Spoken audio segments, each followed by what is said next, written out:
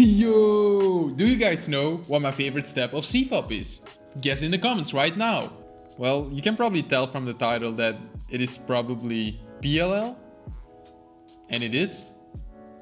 Jesus Christ, what an intro. Here's why PLL is my favorite step. It is the only step where you can really go sicko mode and try to turn as fast as you can. Most PLLs have really satisfying finger tricks. And most awesomely, there's only 21 PLLs, which may seem like a lot initially, but I can tell you, if you put some time aside to actually learn PLL, you can learn all of it within 2 weeks, let's say. Depending on how many algs you already know from 2-loop OLL and how much time you're willing to spend learning it. But it's easy, you can do it. Anyways, after creating the how to learn full OLL within 1 month video, I got so many requests asking to make the same video for PLL. You want to finish PLL before OLL after all. I made that video, but I threw it in a garbage bin because I didn't like it. For one simple reason.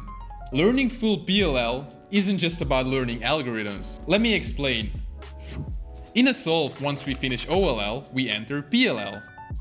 But before we execute the PLL, we need to recognize which one we are dealing with. So that once we identify the PLL, we align the upper face in its correct position, also called pre-AUF, then execute the PLL algorithm. And before we throw the cube on the mat and get a +2, we need to align the last layer, or AUF. Since I noticed that a lot of beginners solely focus on the execution part, including myself, trust me, I have been there. I used to start my PLLs like this, bunch of U moves, then execute it really well, and then +2 it, all the time. So since I don't want you to fall in the same trap that we all fall into, I'm making a 2-part PLL series. Is it really called a series if it's just 2 videos? Anyways, I'm creating 2 videos. In the first one, I will talk mostly about the fundamentals. That is this video. Hello.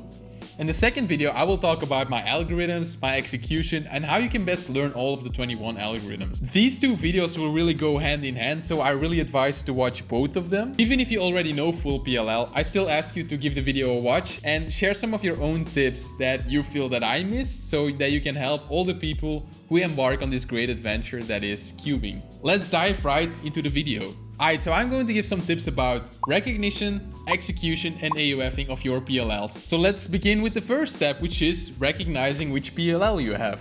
To quickly repeat if you don't know yet, to recognize a PLL when starting out, you will look for whether you have no headlights, headlights or all corners solved. And then look for blocks or bars, and depending on where they are placed, you can deduce which PLL you have. Basically, for every PLL out there, you will just tell yourself, okay, this one has headlights and a bar right here. This is the R-perm. You will do that for every PLL, and that's how you recognize them. But assuming that you know your PLL and how to recognize them, what are some tips to recognize them in solves? The first tip is to never rotate during recognition. For example, when we get to the PLL and we don't see right away which one we're dealing with, never rotate, like never do stuff like this. What you should do instead is just use your upper layer.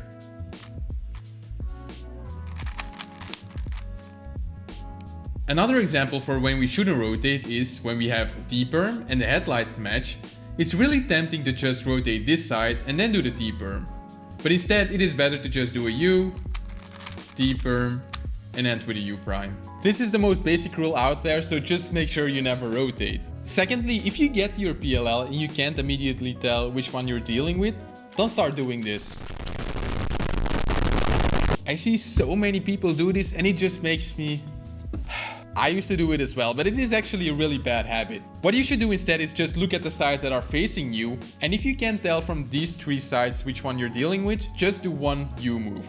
And now you have seen all sides, so you should be able to tell which PLL you're dealing with. Then just align it and do your L. The last tip I can give you is to be perceptive to patterns. Now, I told you to look for bars and blocks and headlights for recognition, but you also need to know that it is actually possible to recognize every PLL from just 2 sides. Like sometimes without any bars or headlights, you can still tell which PLL you're dealing with.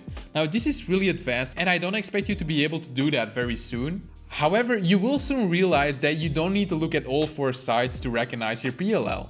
I'll give you an example. These are 2 PLLs that look really similar, but they aren't. For this one we have headlights right here and a bar. Same for this one, headlights and a bar. The difference is that on the other side, this one has a bar and this one doesn't. This is a T-perm, this is an R-perm. So instead of getting it from this angle and having to do check, what we can do instead is have this little trick. When these two pieces are the same color, we have a T-perm. When they aren't the same color, we have an R-perm. So when you get them from this angle, you don't need to check the other side anymore. You just know same colors, T-perm. Not the same colors, R-perm. Now, noticing things like this takes time, and it isn't something you should really focus on when starting out. But if you create the habit of being perceptive to these patterns, you will slowly start to figure these things out on your own.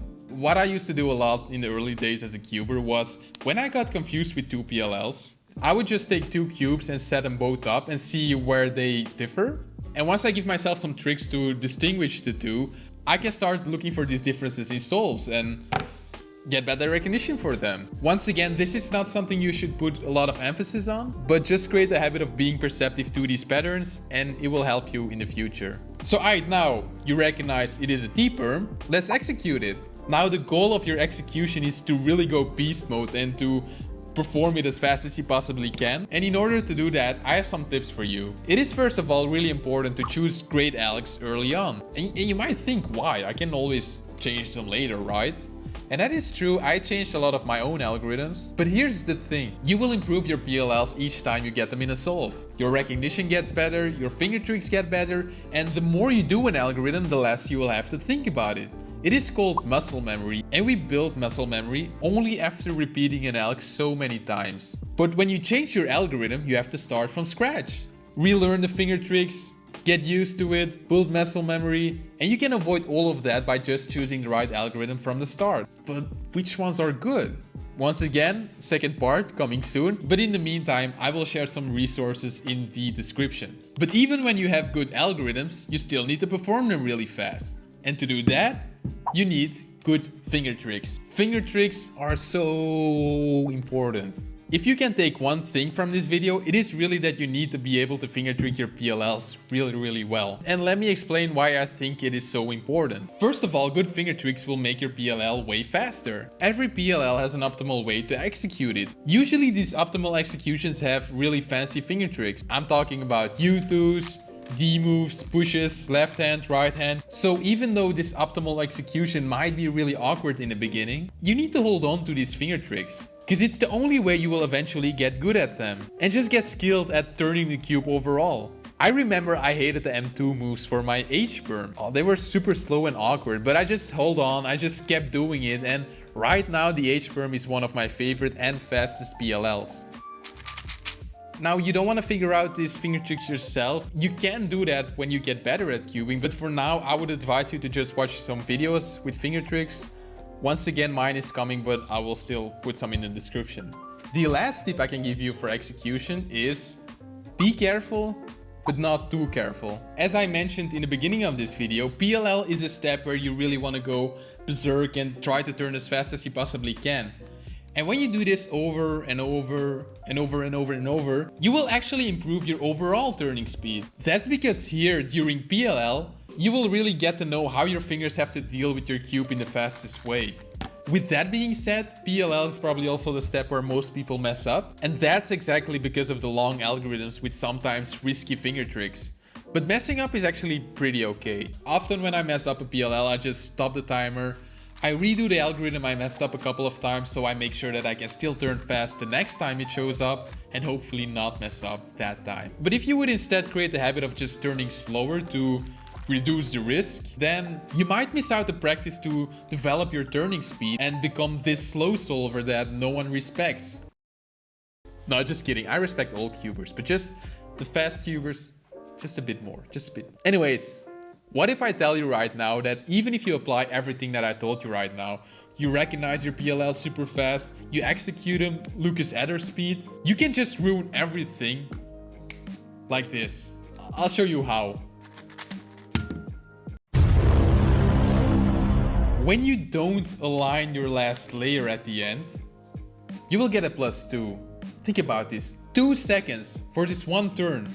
You don't even give it to charity, those 2 seconds are just gone. Because guys, +2s don't count at home, I know, but they do count in your heart, and you know it. My first sub 8 solve was a +2, and it hounded me for days, because I was like, oh, I have a sub 8 solve, but I knew in my heart that I didn't, because it was a +2. I could only get back to sleep when I beat it that time, without a +2 that is. So guys, just make sure that you get your AUF right. Adjust U phase. After you finish, you decide.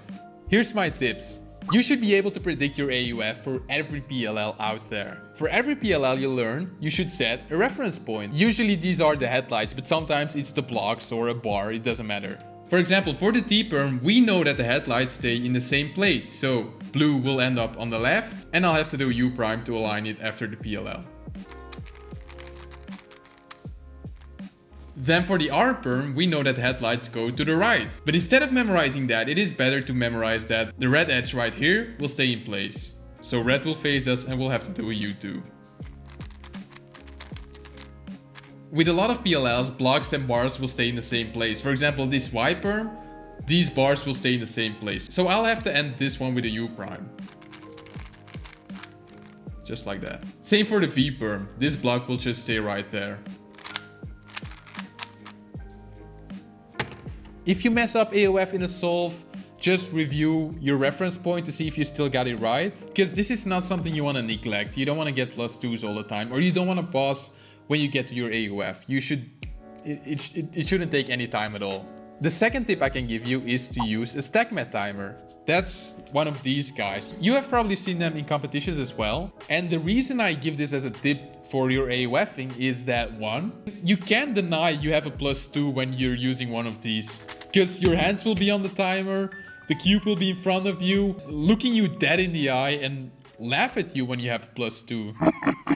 That's right, your cube will just laugh at you. You don't want to be embarrassed, right? While if you would just use a computer, you can just quickly do another turn with your other hand and act like nobody saw it. You will put more attention to AUFing when you use a stack mat timer, is what I'm really trying to say. But the second reason is that if you're not used to this, you will probably mess up in competitions. And I assume that you want to go to a competition someday because competitions are awesome. By the way, you can buy this stack mat on thecubicle.com. It is an awesome site, trust me. And even better so, you can use discount code CubeHead for crazy discount. The discount it's amazing. Ask people, just ask in the comments, how good is the discount code? And people will be like, woo! Thank you for using my discount code, really, it helps me, thank you. Now, lastly, the last tip of this video, the most important one, is to punish yourself when you get a +2. When you get a +2, make yourself do 10 push-ups.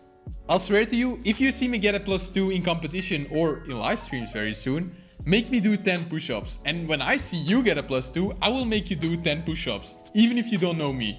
I will just be like, 10 push-ups. Now, make this a thing, guys. I mean, you either get really buff or you stop getting +2s. It's all positive outcomes, right? Those were my tips to start learning PLL. I hope you got something out of this. And once again, this is just the first part of my Learning Full PLL series. In the next video, I will talk about the algs I use, how to execute them, some tips and how to learn all of them. So stay tuned for that. Sub if you want to. It would make me and Pablo very happy. Guess who's back? It's like he was gone for a few videos and no one cared about him. Here's what happened to him. When I put him in the oven a few videos ago, I mean when he got in the oven by himself, one of his paws got really dirty, so he needed to get into the washing machine. So my mom just washed him, but no one cares, no one respects you, you're worthless. Anyways, ciao guys.